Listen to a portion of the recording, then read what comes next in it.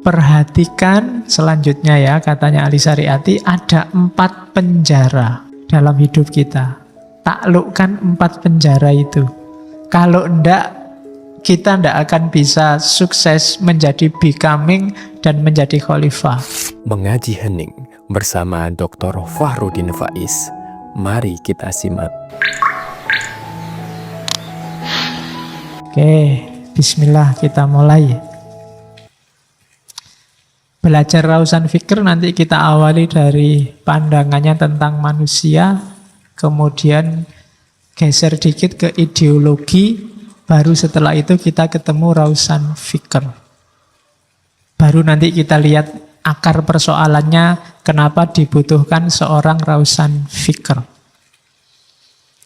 Yang pertama, ini dari beberapa buku ya, dari Ali Syariati. Cuma saya petakan sendiri. Nggak cocok ya nggak apa-apa, kamu bikin petamu sendiri. Itu kan ilmuwan kan gitu, bikin mind map-nya sendiri-sendiri. Yang pertama, asumsinya tentang manusia. Katanya Syariati, manusia itu harus bergerak, nggak boleh diam. Dari being menjadi becoming.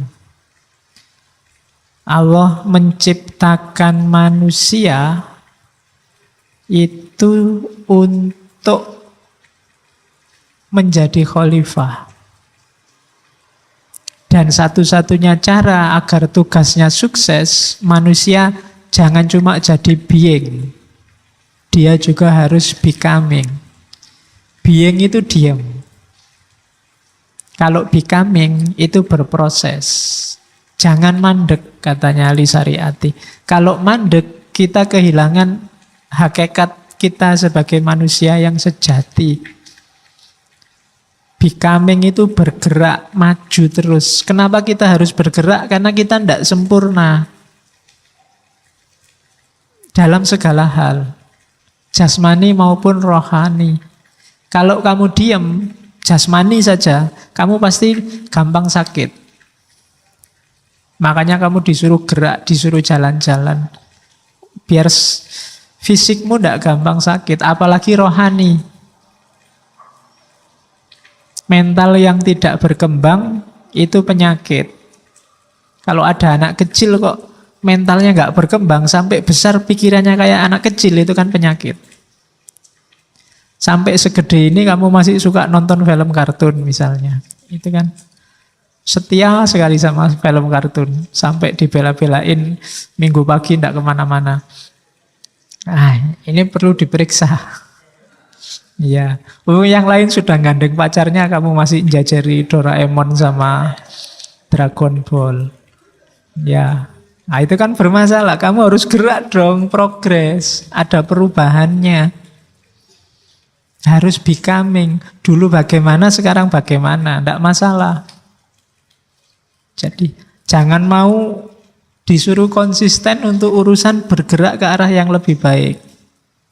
Kalau pacarmu marah-marah, kamu nggak seperti dulu lagi. Loh, justru itu manusia yang bagus. Selalu becoming. Jadi ya dulu aku nggak ngerti, sekarang kan aku baru sadar. Makanya tidak seperti yang dulu lagi. Oke, jadi itu becoming. Dari being menjadi becoming. Jangan statis dalam hal apapun.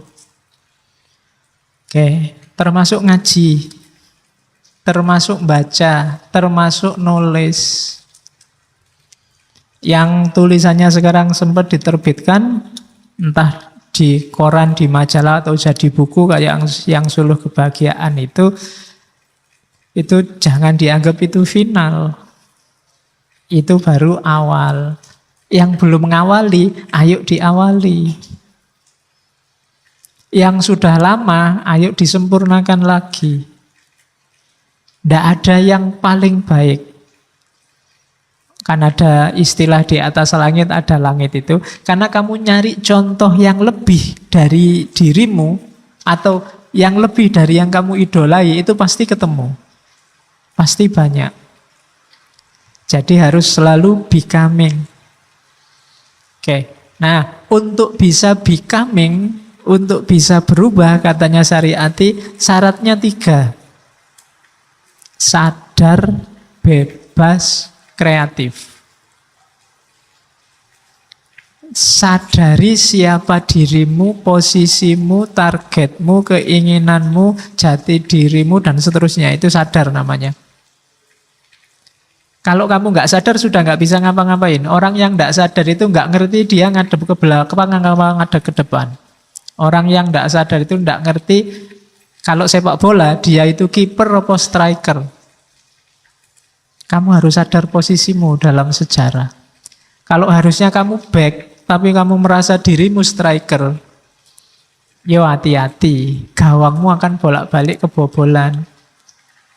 Kalau kamu kiper tapi kamu merasa dirimu wasit, lebih susah lagi. Kacau lagi kalau kamu sebenarnya cuma penonton tapi kamu merasa pemain.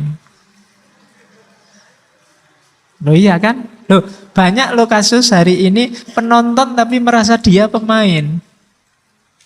Ikut marah-marah, ikut nabrak kiri, nabrak kanan, ikut ngeritik kiri, ngeritik kanan. Ngapain mau kita penonton?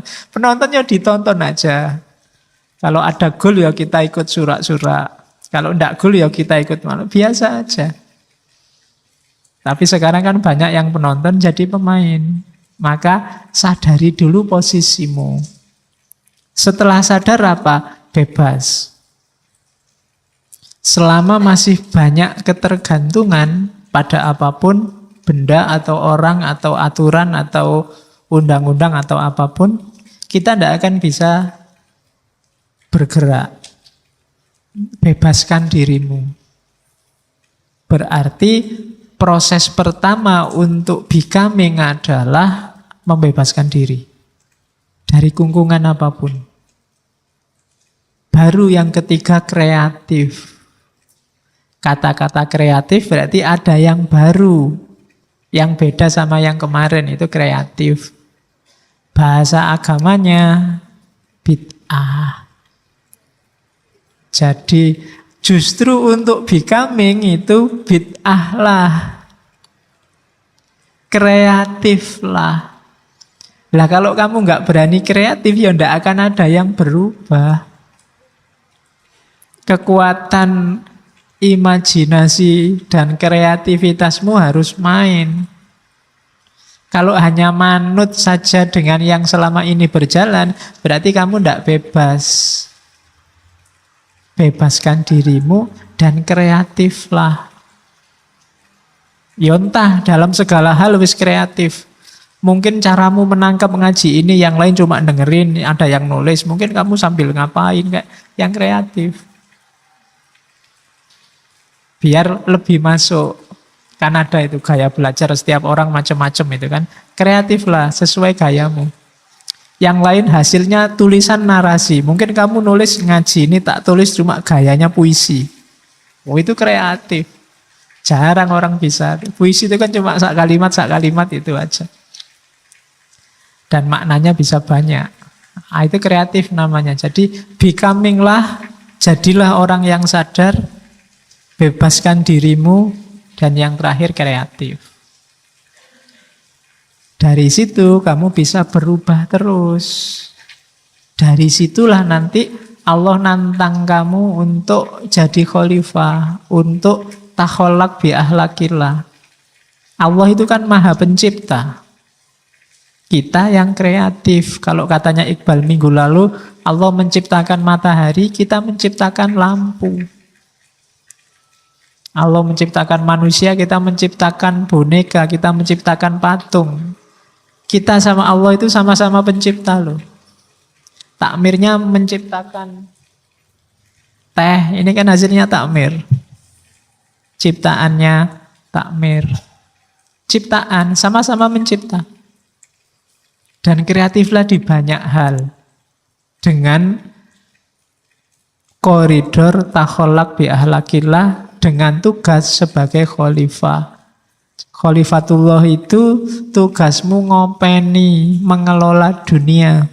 Tidak sekedar khalifatul muslimin, tapi khalifatullah fil ard, di muka bumi. Jadi seluruh dunia, tugasmu adalah momong bumi dan isinya. Nah, maka momonglah yang bagus. Jangan malah jadi aktor yang merusak bumi dan seisinya. Terus perhatikan selanjutnya ya, katanya Ali Syariati, ada 4 penjara dalam hidup kita. Taklukkan 4 penjara itu. Kalau enggak, kita enggak akan bisa sukses menjadi becoming dan menjadi khalifah. Yang pertama, penjara alam. Lingkungan sekeliling kita. Taklukkan itu. Hari ini hujan, taklukkan hujan. Jangan kalah oleh hujan. Makanya pelajari mekanisme hujan, pelajari air yang turun, terus bikinlah teknologi payung, teknologi jas hujan. Itu kan kamu bisa menaklukkan hujan sudah. Jadi kita tundukkan alam dengan sains. Baru kita bisa keluar dari kungkungan alam semesta. Zaman dulu, orang ilmunya belum berkembang, dia belum bisa menaklukkan alam. Maka dia banyak dikooptasi, dihegemoni oleh alam. Tidak berdaya di hadapan laut, tidak berdaya di hadapan pohon besar, tidak berdaya di hadapan angin besar. Akhirnya berimajinasi yang disembah lautnya, yang dikasih sajen sungainya, yang disembah dewa anginnya. Kenapa? Belum ada sains, ilmu pengetahuan yang menjelaskan mekanisme alam. Jadi dia kalah oleh alam. Sehingga melahirkan penyembahan-penyembahan yang sifatnya alam. Matahari, itu kan kayak Nabi Ibrahim itu kan mikir, ini apa matahari ya Tuhannya, apa bulan ya, apa bintang ya. Karena dia belum dapat informasi, belum ngerti apa itu matahari, apa itu bulan, apa itu bintang. Tapi begitu kamu ngerti, kamu sekarang yang menguasai. Begitu kamu ngerti hujan, oh kalau hujan cuma air kok yang turun, gampang aja, kita bikin aja baju yang tahan air. Lahirlah jas hujan. Kalah sudah kan hujan sama kita. Kita bikin aja payung, kalahlah hujan sama kita. Panas kalau siang, gampang. Bikin aja teknologi yang menghasilkan dingin. Lahir kipas angin, lahir AC. Tunduklah alam semesta. Jadi keluarlah dari kungkungan alam dengan cara apa? Sains. Yang kedua, penjara sejarah. Penjara sejarah ini, dalam hidup ini ada sunnatullah. Kuasai itu. Kalau enggak ya kita akan kalah. Itu penjara kedua. Kalau enggak belajar, ya kamu enggak pinter. Kalau kamu enggak rajin, ya lulusnya lama. Itu sunatullah sudah. Loh, tapi kadang-kadang ada tuh Pak yang enggak belajar tapi lulusnya cepat. Oh, itu pengecualian, enggak bisa dipedomani. Sama dengan kamu loncat dari lantai 20 tapi tidak tewas. Itu pengecualian, jangan dipedomani.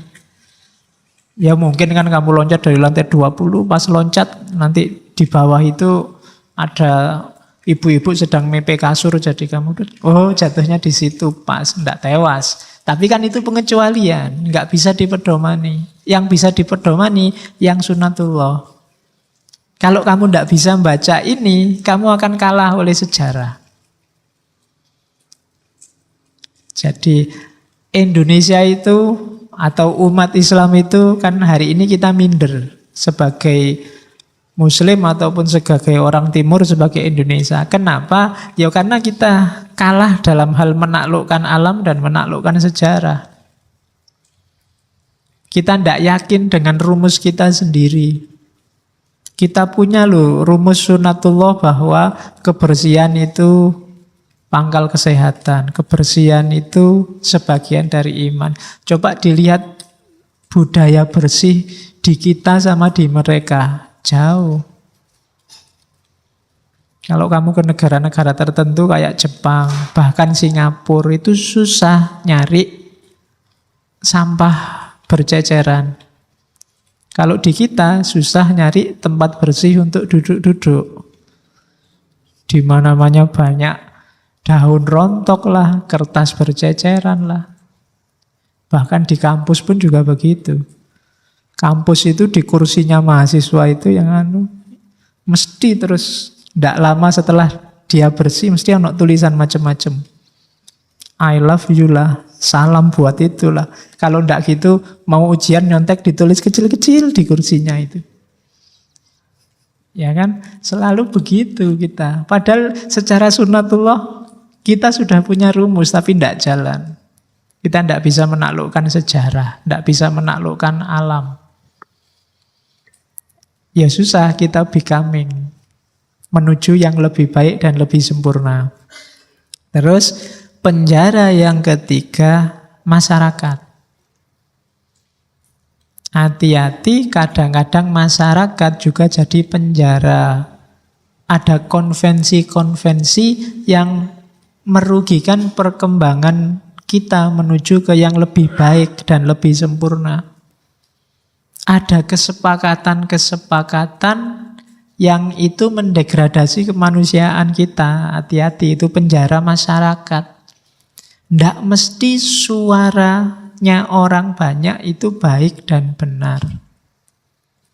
Yo kadang-kadang yo keliru. Karena masyarakat itu biasanya logikanya tidak pakai logika benar salah, tapi logika kerumunan. Logika kerumunan itu yaitu kayak teori psikologi sosial. Satu bilang A, yang lain ikut A semua. Apalagi yang ngomong A ini orang yang dipercaya. Otomatis semua bilang A nanti. Ini namanya logika kerumunan. Ya kayak kalian itu loh, kadang-kadang kalau ngumpul cowok sama cowok banyak, terus ada cewek lewat, itu berani sweet-sweet cewek gitu kan. Tapi begitu sendirian ada cewek lewat, kamu gemeteran. Ngomong aja enggak berani. Nah itu logika kerumunan namanya. Kamu beraninya kalau rame-rame, sendiri-sendirian diajak ngomong aja kamu deg-degan. Gemeteran, enggak berani. Nah ini jadi kerumunan itu sering jadi penjara kita. Kita jadi enggak otentik. Ya kayak demo itu kan, mahasiswa demo. Itu kan mesti ya kerumunan. Demo sendirian ya kamu dipanggil polisi. Pasti kan bareng-bareng. Waktu bareng-bareng kan militansimu bangkit, orasinya teriak-teriak macam-macam. Itu karena banyak temennya. Kalau kamu demo sendirian susah. Jadi masyarakat sering jadi penjara. Kadang masyarakat juga menyepakati hal yang keliru. Jadi urusan benar atau salah jangan mengandalkan jumlah. Hari ini kan banyak orang logikanya mayoritas dan minoritas. Enggak, itu bukan ukuran. Bahkan Nabi bilang, ada kan hadis ramalannya Nabi itu, besok di akhir zaman, umat Islam itu jumlahnya banyak. Tapi seperti buih di lautan. Jadi buih di lautan itu ya bareng-bareng ngumpul terus bubar. Bareng-bareng ngumpul terus bubar dan gampang dipermainkan. Nanti di akhir hadis itu ketika para sahabat tanya sebabnya apa kayak gitu ya Rasulullah, antara lain adalah hubbud dunya wa karahiyatul maut. Suka dengan dunia, benci, takut dengan kematian. Karena jatuh cinta sama dunia, khawatir dunianya dimiliki orang lain, khawatir dunianya dinikmati orang lain, terus menyepakati hal-hal yang kontraproduktif dengan kebenaran. Itu yang bikin kita jadi seperti buih. Akhirnya yang bunyi kepentingannya sendiri-sendiri. Khawatir kehilangan dunia. Itu ramalannya Nabi. Semoga masih belum kejadian. besok-besok aja kejadiannya. Oke. Ya, jadi jangan sampai ada yang di sini yang jatuh cintanya sama dunia. Ya kamu suka dunia ndak apa-apa, tapi jangan jangan jatuh cinta. Karena kita memang butuh dunia. Tapi jangan cinta. Apalagi cinta mati, cinta buta, dan cinta-cinta yang ndak jelas itu. Ya. Oke, itu kalau sama dunia ya. Kalau sama lawan jenis, ya boleh, itu fitrah, ndak apa-apa. Ya. Terus, yang paling susah, penjara yang keempat. Penjara ego. Teman-teman, ini perlu kita catat. Kenapa ini paling susah? Karena penjara ego berarti kamu bertarung melawan dirimu sendiri. Kalahkan dirimu sendiri. Bebaskan dirimu dari egomu. Katanya Ali Syariati, jalan paling ampuh untuk membunuh ego adalah cinta. Sering saya ceritakan kan bagaimana dalam cinta orang itu sudah kehilangan aku. Yang tersisa hanya dia. Nah, penjelasannya bagaimana kapan-kapan kalau kalian sudah balik. Ya wis, pokoknya yang gitu-gitulah ya. Oke, jadi penjara ego. Orang yang dipenjara oleh egonya, itu biasanya hidupnya disetir oleh hasrat, ambisi yang levelnya, kalau mental itu, kalau bahasanya Ghazali, levelnya kebinatangan, baik binatang buas maupun binatang ternak, bahaim. Kalau itu dimensi kepemilikan, itu ya cinta dunia. Biasanya ego itu cirinya yang dibela adalah yang ku. Masjidku, bukuku, masa depanku, aliranku, kelompokku, itu biasanya ego sudah yang main. Kalau sudah ada kunya, itu berarti otomatis kamu menafikan yang lain. Ini Islamku, ini kelompokku, ini masjidku, ini aliranku, dan seterusnya. Kalau sudah ada ku dan mu dan nya, ya wassalam sudah. Kalau kalian mendefinisikan masjid ini, Masjid Sudirman adalah masjid yang bla bla bla bla, yang kayak kamu tulis itu. Terus kamu, yo kayak gini ini loh masjidku. Itu biasanya setelah kamu ngomong kayak gitu itu masjidku, yang lain ternafikan semua. Dari situ muncul ego biasanya. Terus yang nggak kayak kamu anggap jelek. Apa masjid kayak gitu? Masjid kok isinya cuma pengajian sama tadarusan, nggak kaya. Nah, itu berarti sudah ada ego di situ. Ketika ada ku di situ, ego main sudah. Itu terus jadi penjara. Memenjarakanmu karena yang tidak begitu kamu anggap salah, kamu anggap keliru. Oke, jadi bebaskan dulu dirimu dari penjara alam, penjara sejarah, penjara masyarakat, penjara ego. Baru kamu bisa becoming. Terus, dari situ lahir konsep manusia idealnya. Manusia ideal itu khalifah yang jelas. Ini bisa dibalik-balikkan. Ada orang ngomong sebenarnya nggak cuma khalifah, ya sebagai Abdullah sama khalifatullah. Ya bisa saja di antara tugas kekhalifahanmu adalah menyembah Allah. Atau kamu satukan, sebenarnya intinya ya mengabdi pada Allah, di antara bentuk pengabdianmu adalah khalifatullah. Apa-apa bisa lah, enggak apa-apa. Enggak harus gegeran kalau tentang yang itu. Kita itu sering gegeran di yang gini-gini ini. Hanya selisih dikit aja kita menjualnya mahal sekali pada teman kita. Mbok dinego dikit kan bisa. Salah itu Pak, bukan cuma khalifah, harusnya 2. Khalifah sama Abdullah. Wong pembagian 2 itu juga para ulama. Kamu bisa bagi 5, bisa bagi 10, bisa bagi. Abdullah itu dibagi 2, jadi harusnya 3, karena menyembah Allah di level ubudiyah fikih, yang satu di level muamalah. Nah, sebagai khalifah ini ada urusan budaya, urusan politik, itu ya oke. Pembagian itu terserah lah. Kita nggak harus gegeran urusan kategori-kategori. Bisa cuma satu trok sebagai Abdullah saja, ya bisa. Khalifahnya di mana? Khalifah itu bagian dari pengabdian kita pada Allah, maka kita jalankan perintah Allah untuk menjadi khalifah.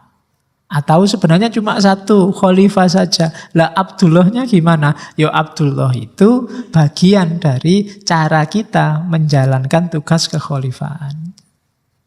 Jadi ya bisa aja dikategorikan itu. Katanya Syariati, yang utama tugas kita adalah menjadi khalifah. Ini ja'ilun fil ardi khalifah. Jadi Allah memang sengaja menciptakan kita untuk mengkhalifai bumi. Jadi tugas kita yang utama itu. Oke. Caranya apa ya? Modalnya katanya Syariati kebenaran, kebajikan, keindahan. Logika, etika, estetika. Tiga-tiganya ini nilai. Kita butuh pengetahuan, kita butuh tata moral, etika, kita butuh seni. Kemudian untuk mewujudkan itu perlu modal mental tadi, kesadaran, kebebasan, sama kreativitas. Jadi khalifah ini menata hidup, menata bumi sesuai dengan kebenaran, sesuai dengan kebajikan, dan sesuai dengan prinsip keindahan. Berarti kita kelola bumi ini dengan modal pengetahuan, etika, dan seni. Caranya ya modalnya kesadaran, kebebasan, dan kreativitas tadi. Disitulah manusia jadi ideal. Contohnya, katanya Syariati, contohnya adalah mix antara otak yang jernih dan hati yang lembut. Antara kaisar yang gagah megang pedang dan Yesus yang pemaaf dan lembut.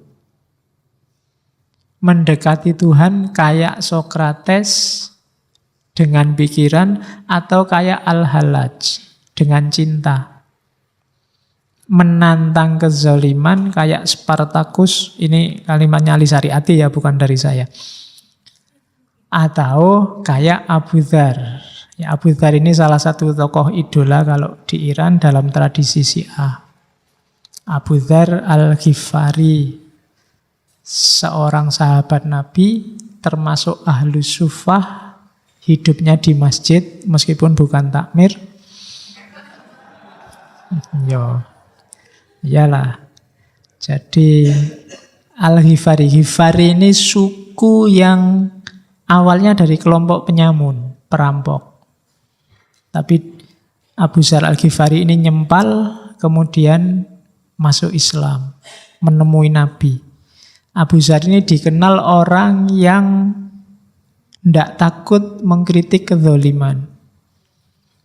Jadi nanti satu ketika dia diramal oleh Nabi, Abu Dzar, kamu ini nanti kamu masuk lahir sendiri, masuk Islam sendiri, karena dia jalan kaki sendirian menemui Nabi masuk Islam, dan nanti kamu akan meninggal sendirian.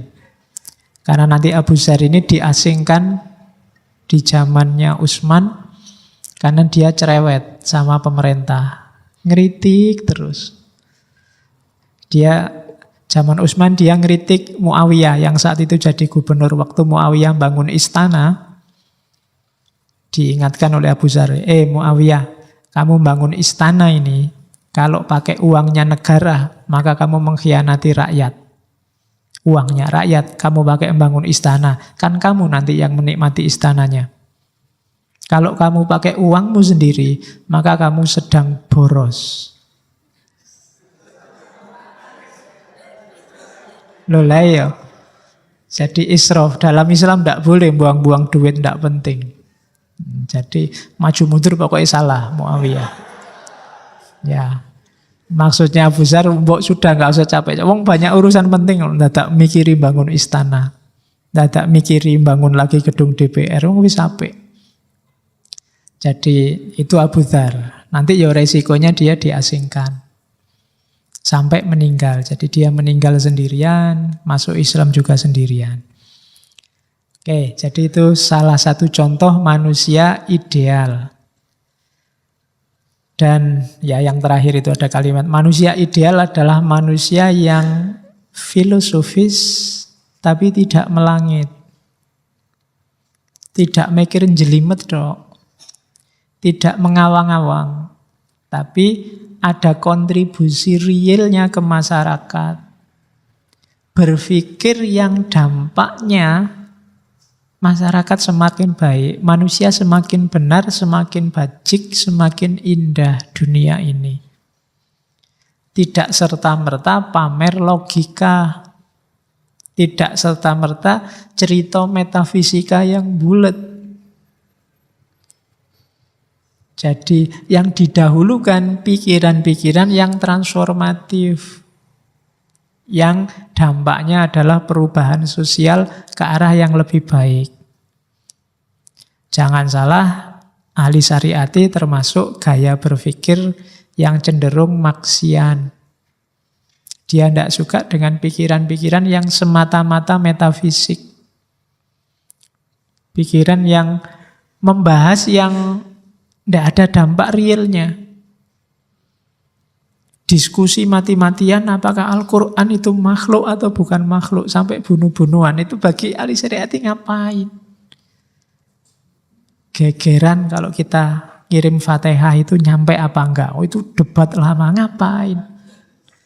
Mbok sudah nyampe enggak nyampe urusan yang sana. Kalau enggak nyampe ya wis ben wis. Kalau nyampe ya alhamdulillah, kan gitu aja. Kita kan debat gegeran gara-gara itu. Diskusi kita tentang agama sering yang semacam itu. Tidak berdampak real ke masyarakat. Sehingga lahir seolah-olah ilmuwan ini ada di bahasa kita dulu, di menara gading, sementara orang biasa ini ada di bawah-bawah.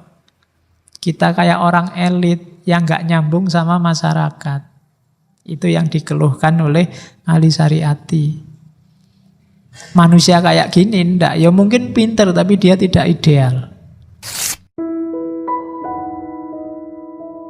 Terima kasih sudah menyimak.